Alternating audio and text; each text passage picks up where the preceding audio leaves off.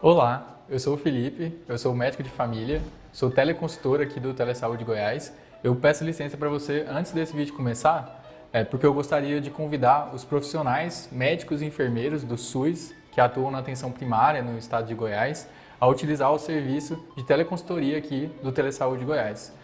A nossa equipe de teleconsultores ela pode te ajudar a tirar dúvidas de casos atendidos na rotina e do seu serviço e sugerir conteúdo atualizado sobre os mais variados temas aí no contexto da APS. Basta fazer o cadastro no site do Telesaúde Goiás e aguardar a autorização. Depois, solicitar a sua teleconsultoria. Aguardamos vocês!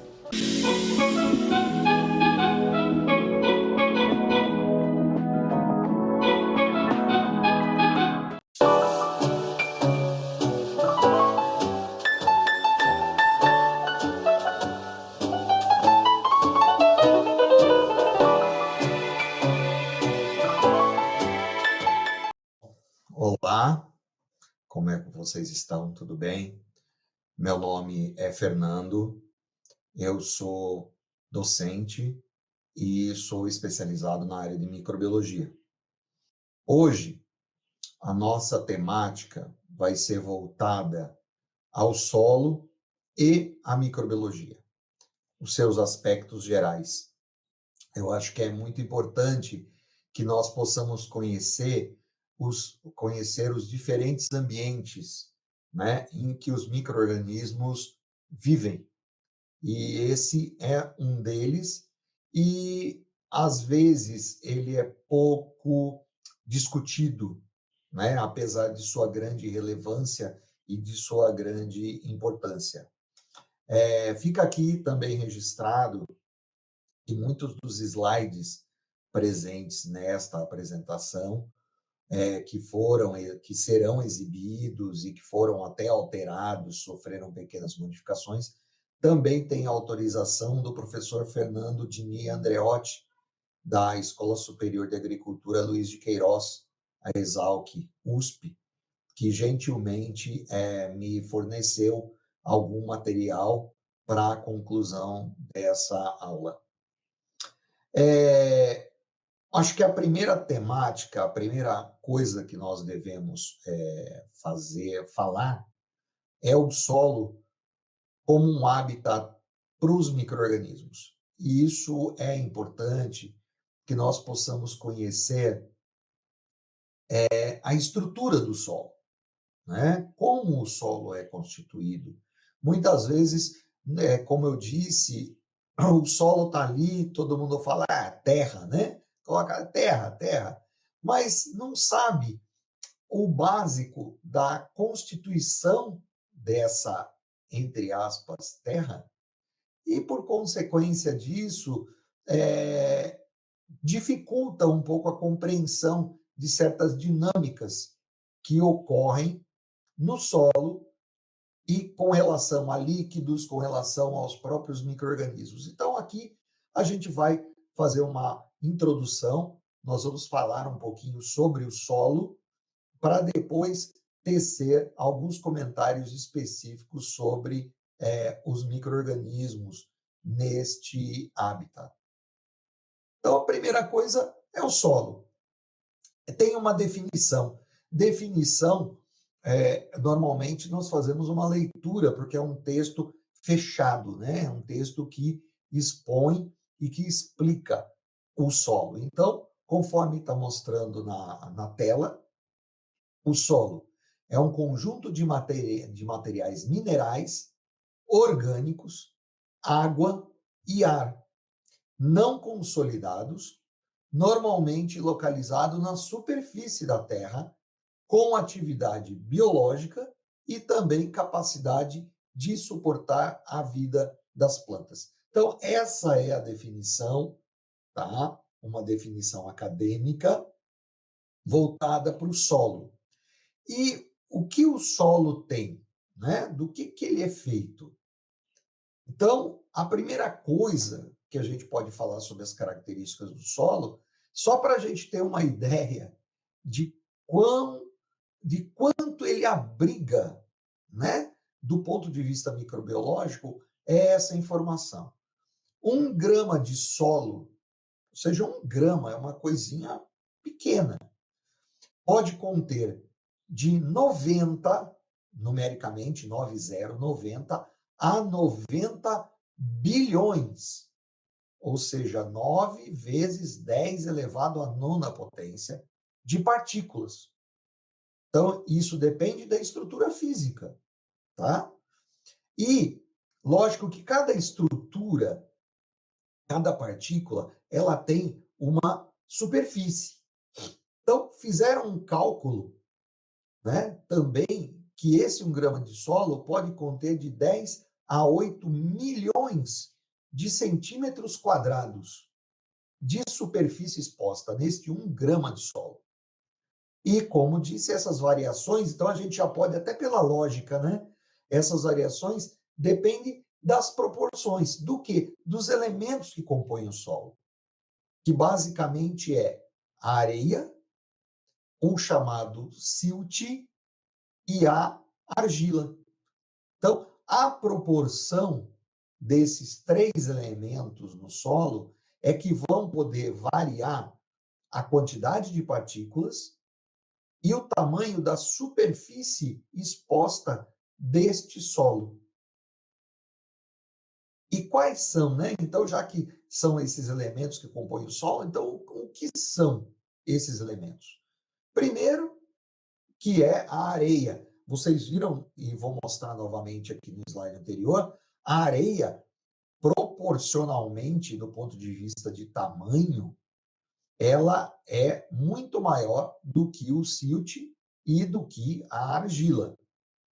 Então, vamos lá. A areia, partículas com diâmetro entre 0,05 e até 2 milímetros, dá uma sensação de aspereza entre os dedos, então você pega na areia, você sente o áspero, né?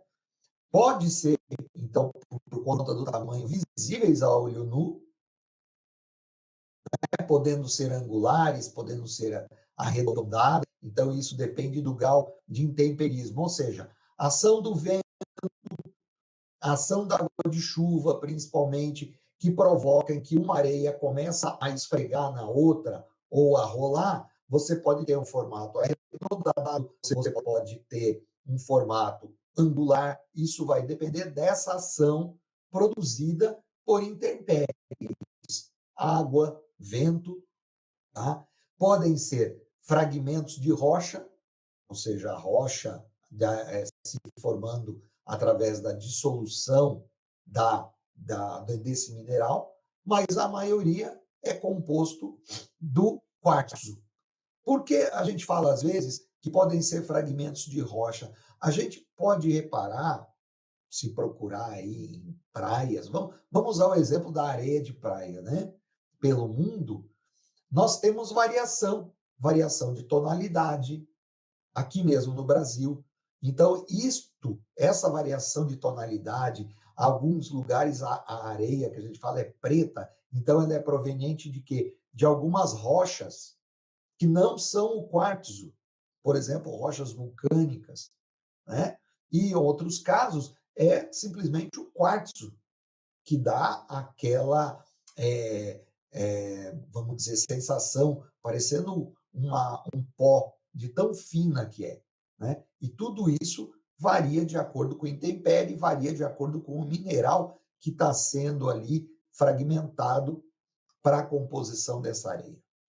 Já o silt, que vocês viram no slide anterior, que seu tamanho já é bem resumido, ou seja, partículas menores que 0,05, ou seja, são menores do que a menor partícula da areia, mas maiores que 0,002 milímetros.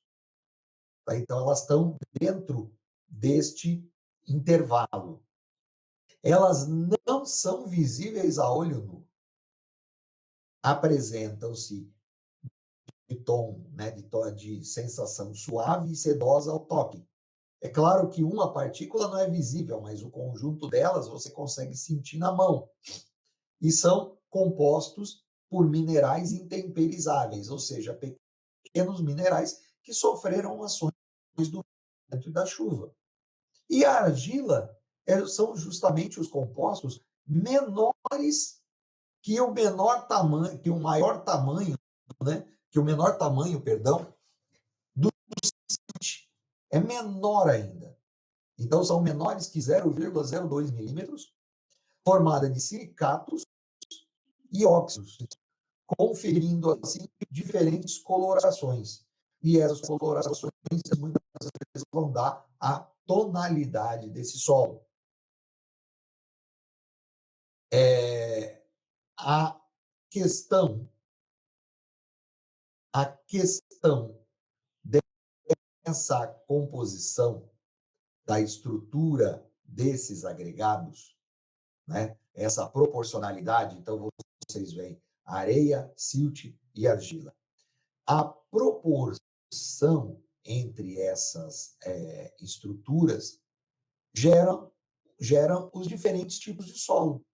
Eu vou colocar dois extremos, mas dentro dos dois extremos nós temos várias diferenças. Que seriam quais, por exemplo? O solo da praia, extremamente arenoso, do deserto, extremamente arenoso. E você tem solos, por exemplo, esses que foram provocados nas enchentes do sul, infelizmente, o momento que foi extremamente grave e ainda mas vocês percebem que com a subida dos rios, né, formou-se aquela lama, uma camada grossa de lama. E essa camada de grossa de lama é, na verdade, um solo que compõe esses três elementos, mas numa proporção maior de argila.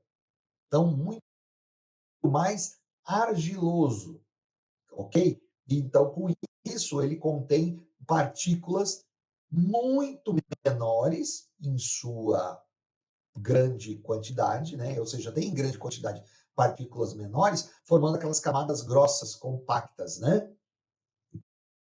Então, a qualidade e o tipo de solo pode variar dependendo da proporcionalidade daqueles três elementos.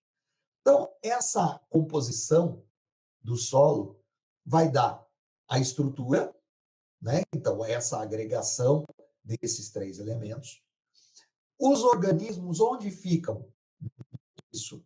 Eles colonizam os espaços, né? Então, os micro-organismos, os organismos maiores, ficam nos macróporos, ou macroporos, né? Que são os poros, os espaços, conforme vocês podem ver na figura, que são gerados, né, pelo espaçamento e pela posição dos elementos, da areia, do silt e da argila. Então, você tem os espaços maiores, organismos maiores. E as células menores colonizam ambos os espaços, os chamados macroporos e também os microporos, que são os espaços menores ainda que podem existir.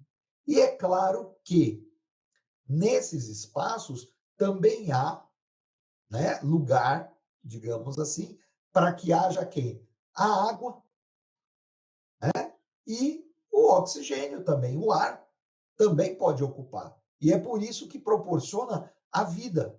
É por isso que os micro-organismos estão presentes nesses espaços. Aí vocês podem ver um desenho esquemático mostrando micro-organismos, esses filamentos representados como fungos, os pequenos tracinhos amarelos representando as bactérias e as outras demais estruturas, areia, silt, argila e algumas partículas de água. E aí você tem a estrutura do solo.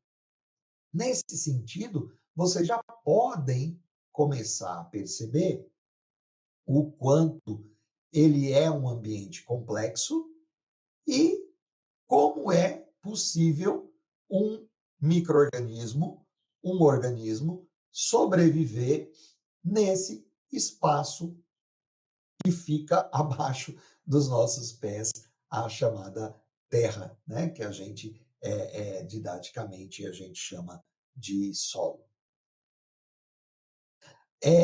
Nessa estrutura composição. Diferentes fatores, né, de características de solo que vão ser fundamentais para a vida microbiana. Então, nós temos ali diferentes fatores. Aqui eu citei os principais. Nós temos a atmosfera, ou seja, a atmosfera é a presença do ar, a presença do oxigênio. Dependendo do tipo de solo em que você tem diante de você, o ar, o oxigênio pode estar em maior concentração, porque há mais espaços entre as partículas de solo, permitindo que haja essa troca gasosa, ou você tem, dependendo da proporcionalidade daquelas partículas que eu falei que compõem o solo, ela pode estar mais adensada, diminuindo assim a presença do oxigênio. Então, a característica do solo em si, de acordo com aquelas proporcionalidades, vai gerar uma diferença da atmosfera, do tipo de fornecimento de oxigênio em maior quantidade ou em menor quantidade.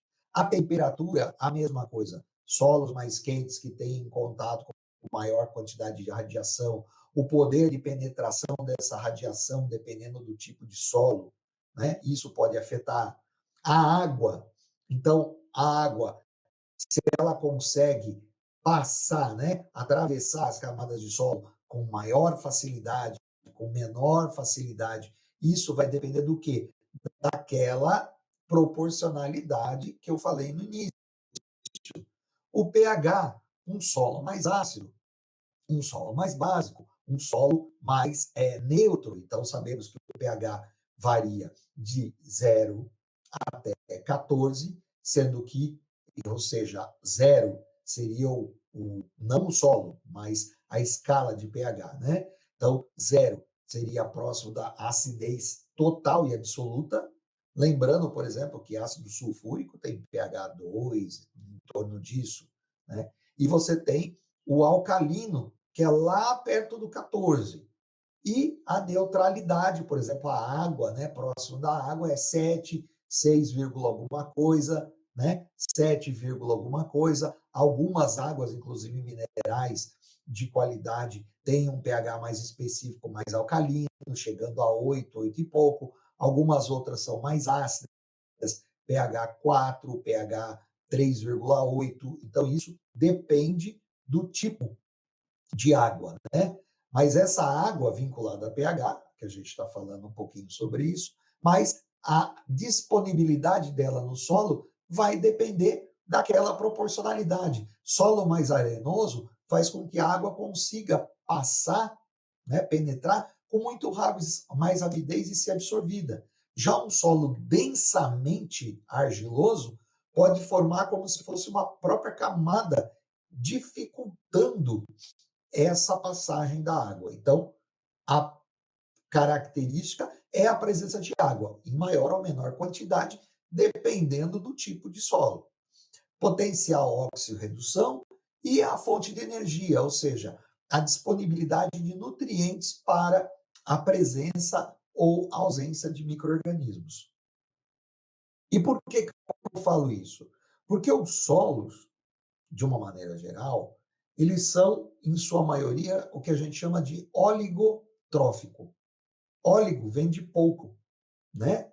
Então, a oligarquia, por exemplo, né? Um governo à base de poucas pessoas, óligo é pouco. Então, poucos micro-organismos, né? Ele tem, no caso oligotrófico, ele está relacionando com uma pouca quantidade, né, de fontes de energia para os micro-organismos.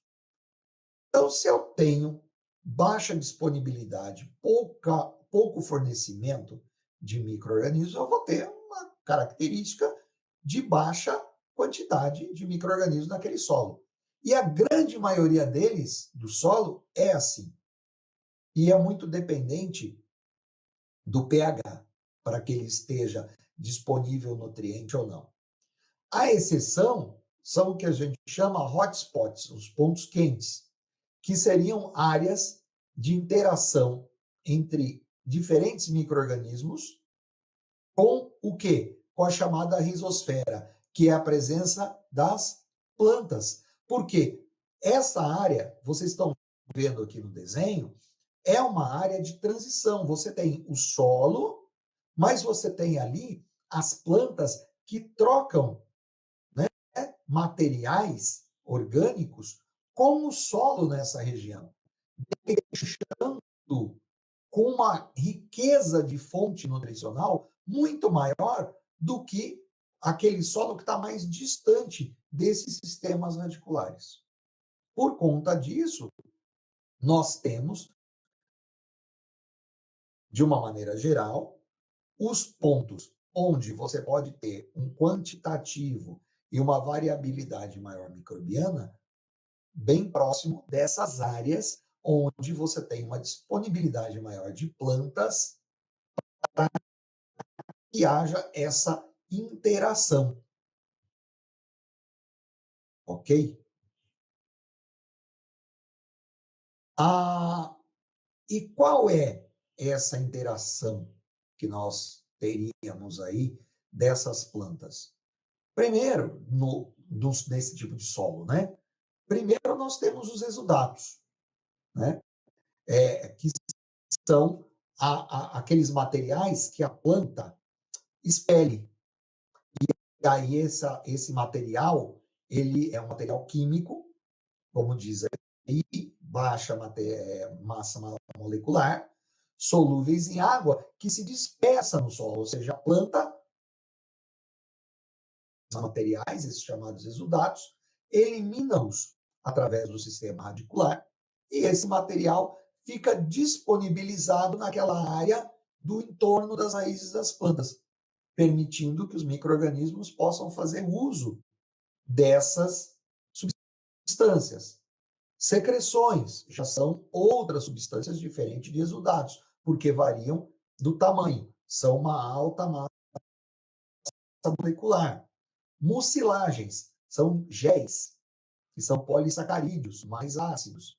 Mucigéis, né? É uma região, né? Um mucigel é uma região complexa que fica entre a raiz e o solo. Então, ali a planta elimina, né? Exuda, coloca as secreções, coloca o seu mucigel, e essa área chamada mucigel, que é uma área próxima à superfície, né? Entre a raiz e o solo. Então, aquele intervalo, aquele pequeno espaço, tem colóides, tem materiais orgânicos e tem, lógico, as células bacterianas, fúngicas, o que tiver de micro-organismo, que vão lançar mão de todo esse produto para se nutrir. E também você tem os outros compostos que nós chamamos de lisados, né? Que são compostos resultantes da lise das células epidérmicas. Você tem as células das raízes das plantas, as raízes crescem.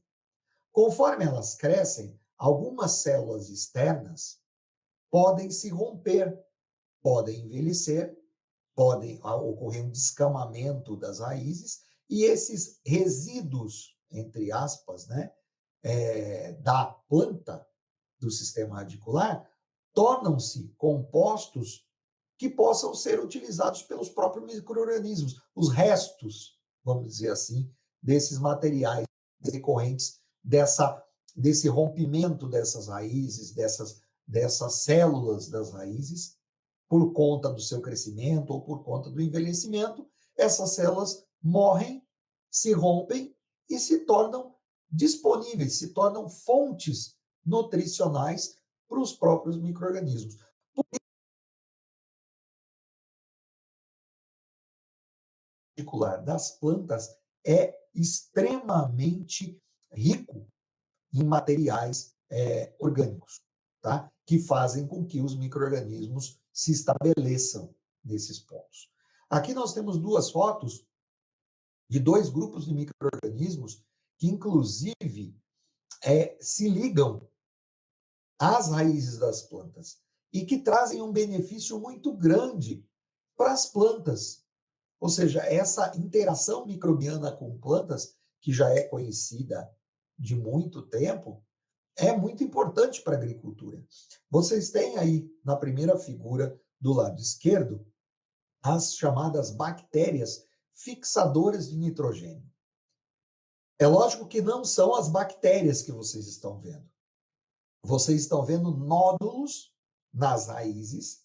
Dentro desses nódulos tem micro-organismos, são bactérias, e essas bactérias auxiliam a planta a fixar, ou seja, absorver o nitrogênio que está presente. Sabe aqueles espaços que eu falei, macroporos e microporos?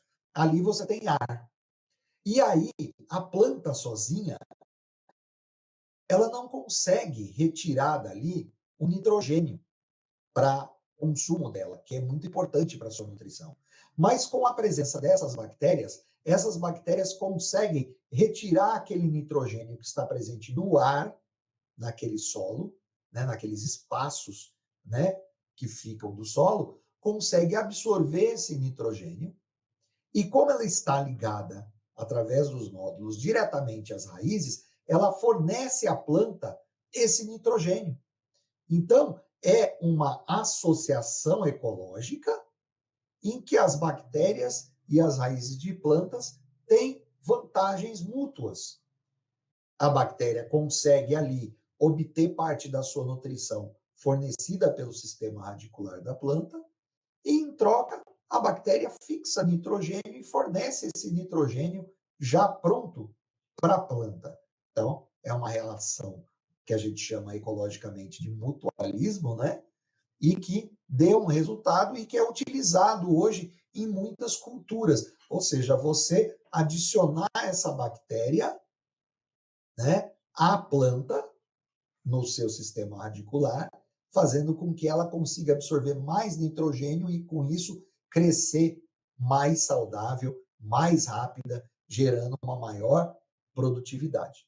Já do lado direito, a gente tem uma micorriza. Vocês estão vendo aí essas bolinhas e essa parte amarela transversal aí na foto é uma raiz. Então, vocês podem perceber que esta bolinha do fungo micorrízico, ele entra através daqueles pequenos filamentos que vocês estão vendo ali. E o fungo, essa bolinha que a gente está vendo, ele também tem esses filamentos para o lado de fora. Ou seja, ele estabelece uma conexão entre a raiz da planta e o ambiente externo. Como ele lança vários filamentos a uma distância muito grande, pode a gente colocar que isso seria com a extensão do sistema radicular. E claro, isso favorece a planta.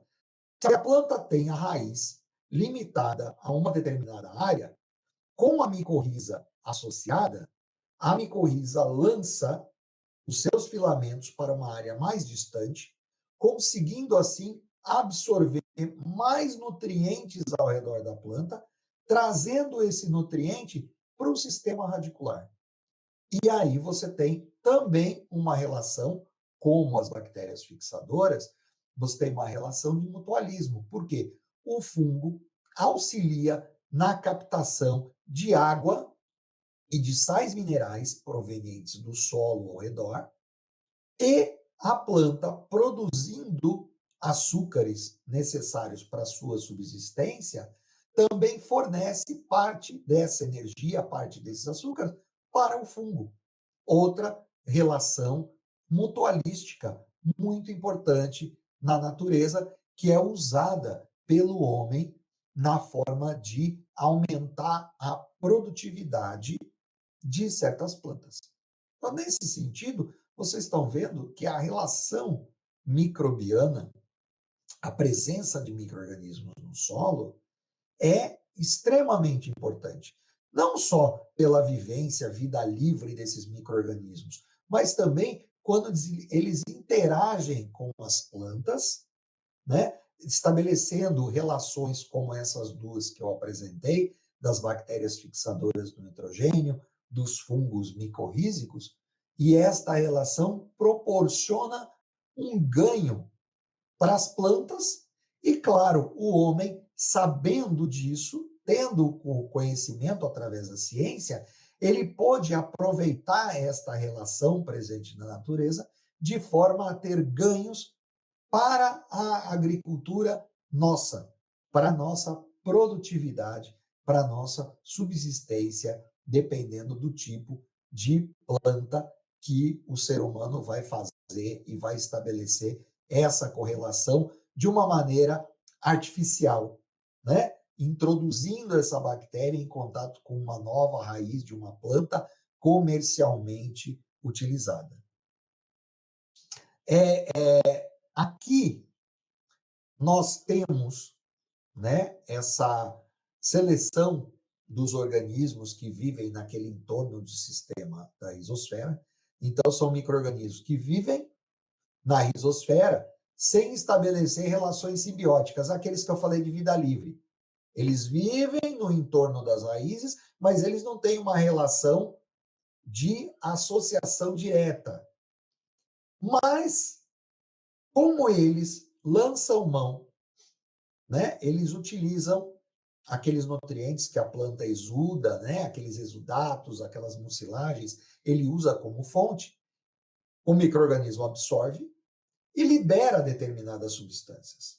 Algumas substâncias estas podem ser, por exemplo, promotoras de crescimento vegetal, que são, para o micro-organismo, um metabólito que ela elimina, né, que já não faz parte do processo dela de nutrição, já é um metabólito, ela já eliminou, mas para a planta é interessante a presença, porque ela pode absorver através das raízes essas substâncias promotoras de crescimento e, com isso, estabelecer um aumento do seu tamanho, uma maior velocidade do crescimento. Ou seja, são micro-organismos que estão presentes no entorno, perdão, mas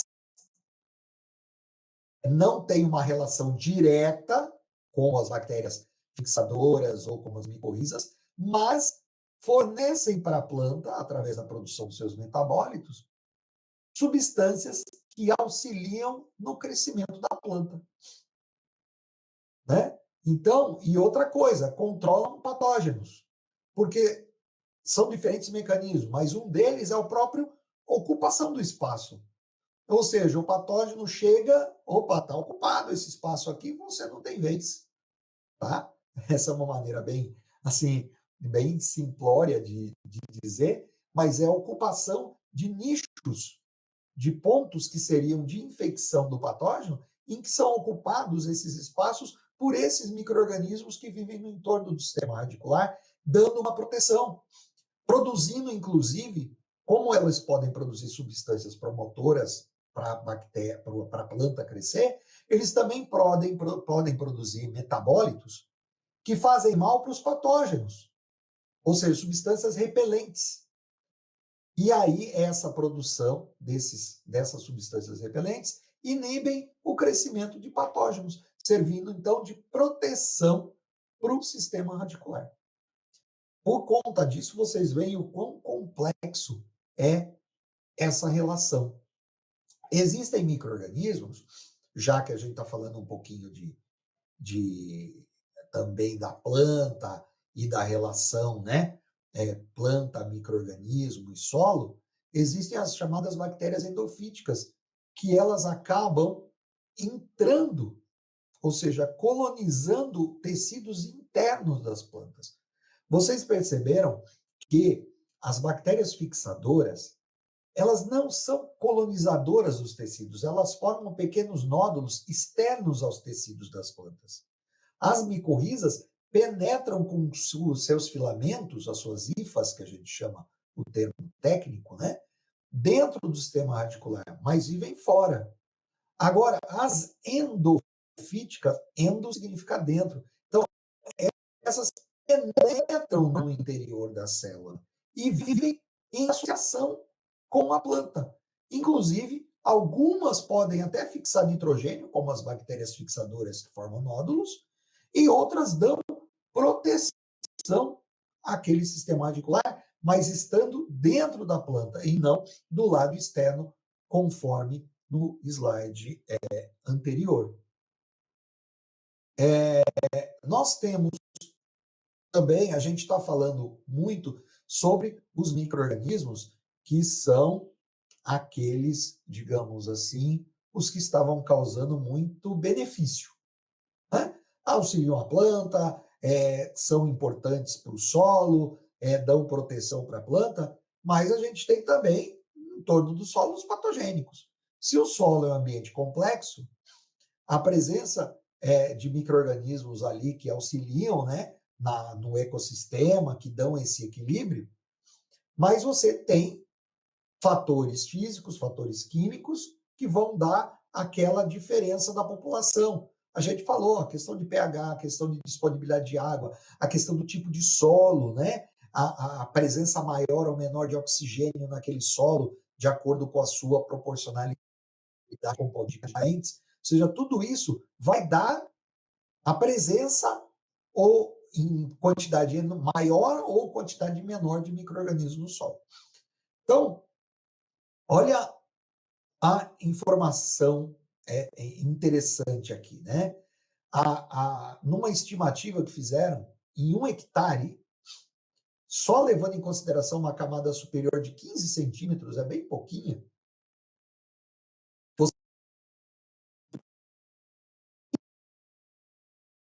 4 toneladas de micro-organismos ali.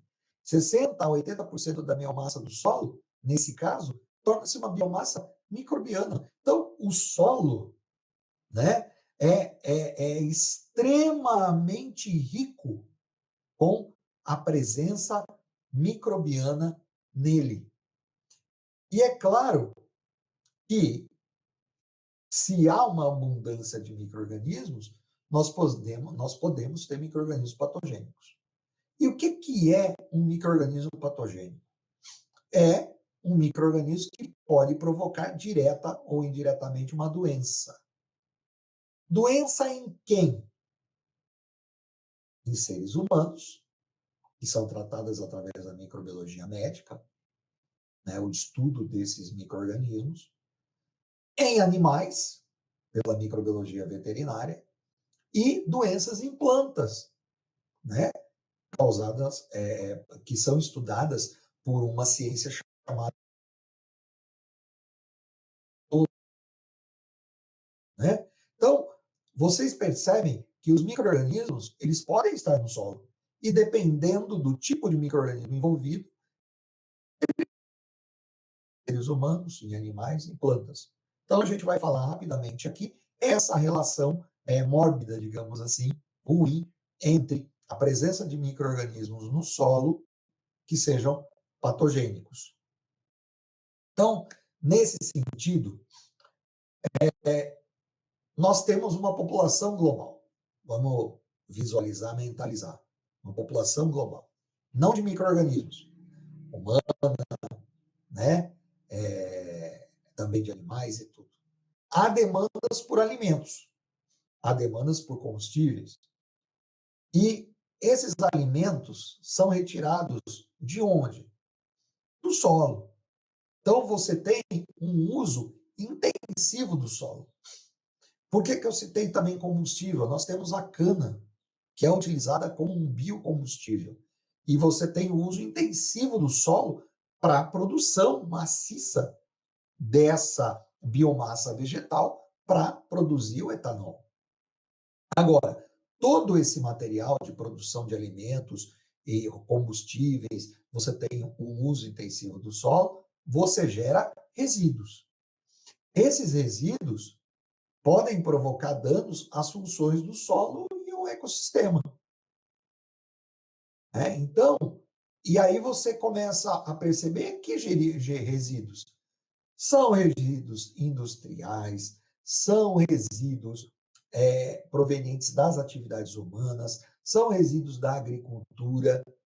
Eu não estou falando só da planta que morreu e é incorporada, que traz o benefício da reincorporação para você enriquecer o solo. Estou falando de resíduos no uso de pesticidas, de fungicidas, né, que são jogados na natureza e pela ação da intempérie, do vento, pela ação da chuva, esses materiais, esses resíduos vão parar no solo, certo?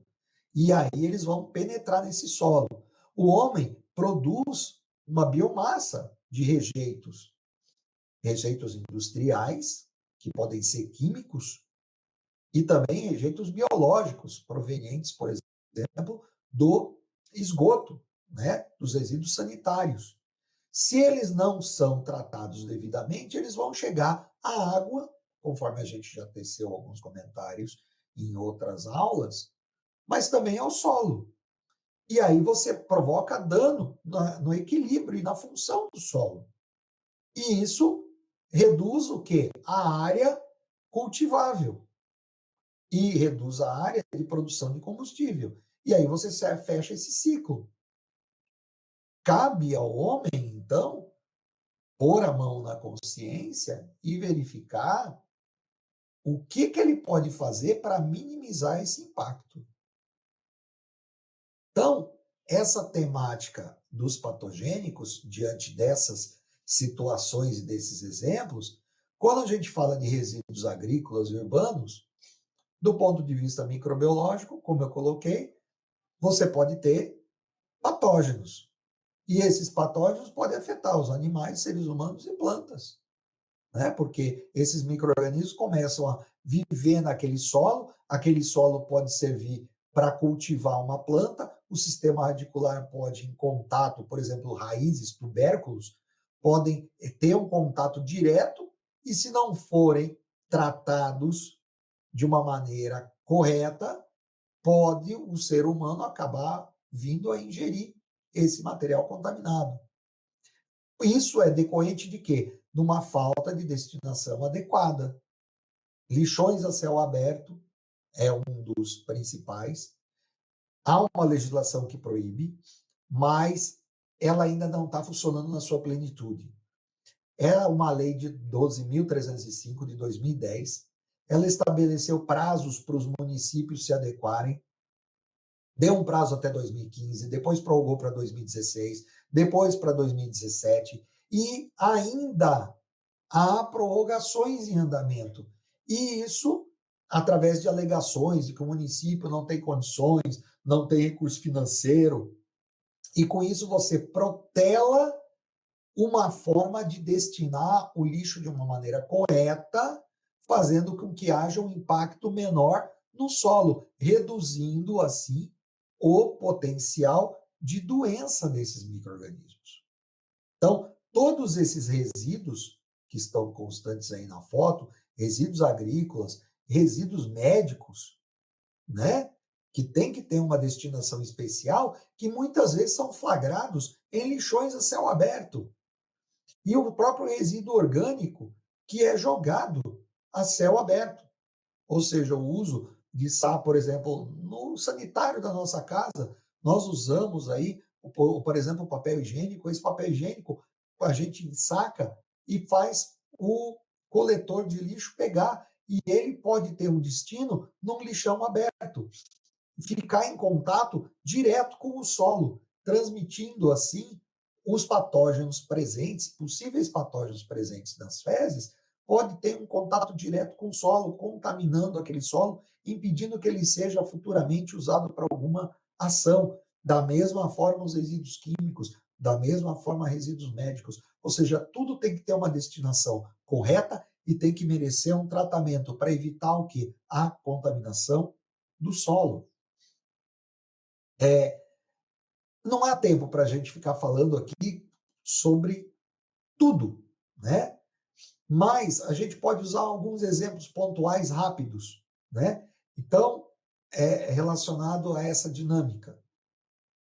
Lembrando, como eu pus aqui no texto, que o solo é um ambiente complexo. Vocês viram que a estrutura do solo, apesar de conter 3 elementos principais, ele tem muitos outros fatores envolvidos, né? A água, a temperatura, a disponibilidade de oxigênio, oxirredução, o pH, e você tem ali a proporcionalidade, ou seja, e a presença do micro-organismo, o tipo de micro-organismo, o tipo de outros organismos que podem estar no solo, né? Então, ele é um ambiente muito complexo. E a microbiota que está lá pode ou não conter micro-organismo patogênico, dependendo do quê? Dependendo do que se faz uso, inclusive, daquele solo. Naturalmente ou, como eu disse, receber micro-organismos através de uma destinação incorreta de resíduos. Nós temos uma situação grave que tem acontecido por conta do aquecimento global. O solo congelado, chamado permafrost, ele, nas regiões dos polos, você tem animais e seres humanos que foram enterrados nas regiões polares. Com o derretimento de geleiras, vai estar tendo o ressurgimento de doenças adormecidas desses corpos que estavam nesses solos congelados, em que eles começam a descongelar, e aí os corpos que antes estavam extremamente preservados começam a entrar em processo de decomposição, e já que eles eram enterrados sem a devida proteção, vamos dizer assim, encapsulamento, todos os resíduos desses corpos começam a passar pelo solo, entrar também em contato com lençóis freáticos e, com isso, gerar resíduos de poluição muito graves. Vocês têm a presença de patógenos das plantas. Aqui nós temos alguns sintomas de podridões causadas no sistema radicular, ou seja, patógenos que estão presentes no solo, e se você for plantar naquela área um determinada cultivar que tem uma sensibilidade àquele patógeno, a planta, ou se a planta não tiver a nutrição adequada, ela não pode não resistir a adoecer, vindo a morrer, gerando uma perda agrícola. Nós temos interações que foram colocadas aqui, né? Dos micro-organismos junto com as plantas e os seres vivos que estão presentes nesse solo.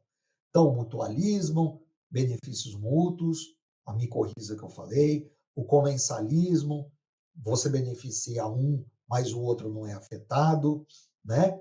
Você tem a competição por um determinado nicho, você tem muitas relações, e essas relações, se entram em desequilíbrio, podem desencadear processos patogênicos. E, como eu falei, patogênicos a quem? Ao ser humano, patogênicos aos animais e também patogênicos às plantas. Outras interações, predação, mata a presa, um se alimenta de outro, exemplo, protozoário se alimenta de uma bactéria. Parasitismo, antagonismo, ou seja, a produção de... Esse é muito interessante, é aquela questão de, por exemplo, um micro-organismo produz um metabólito, esse metabólito inibe, né, o crescimento de um possível patógeno, dando uma proteção. Ou seja, de tudo nós vimos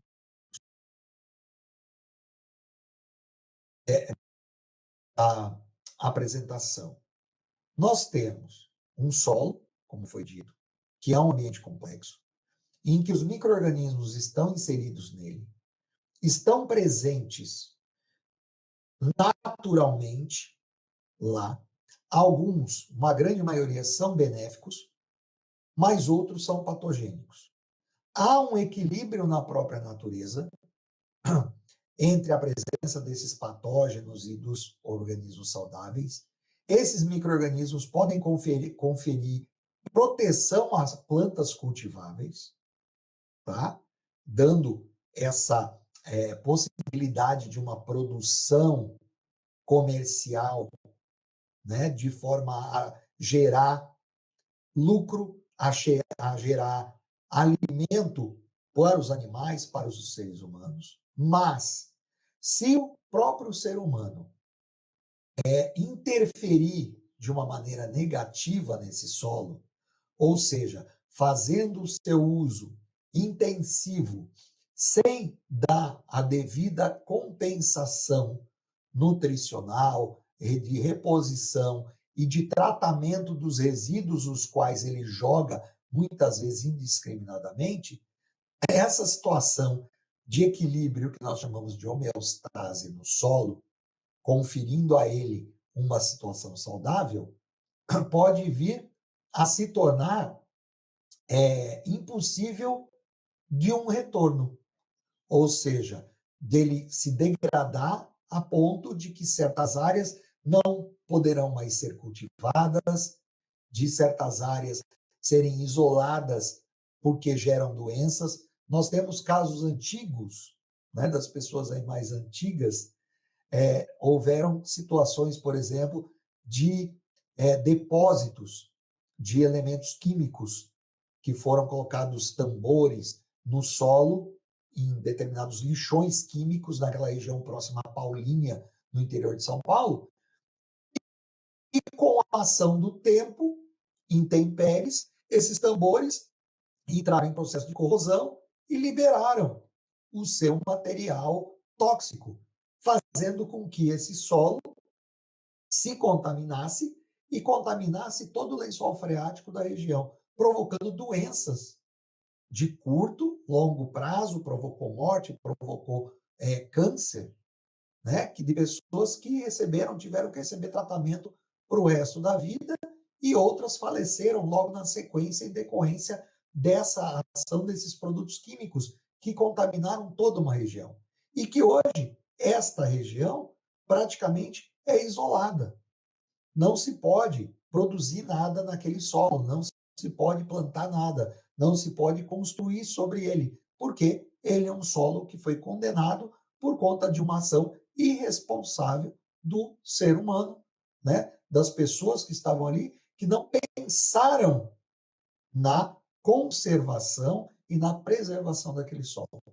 Portanto, o solo é um ambiente que merece toda a nossa dedicação de trabalho para que ele permaneça em perfeito equilíbrio na natureza, que possa receber as plantas e que possa ser uma fonte para crescimento, por exemplo, das próprias plantas, de cultiváveis, né, de cultivadas, né, de plantas cultiváveis, que possam ser a fonte de alimentação para nós, seres humanos, para os animais, e continuar sendo uma fonte para a geração de combustíveis em opção aos combustíveis fósseis existentes. E isso é muito importante. Então, gente, é isso. Em caso de dúvidas técnicas, por favor, acionem o suporte da Telesaúde Goiás, ou para perguntas, envie mensagens para a própria Telesaúde Goiás, que ela fará a retransmissão dessas perguntas, e a gente terá o grande prazer em responder e satisfazer todas as dúvidas. Muito obrigado a todos. Felicidades.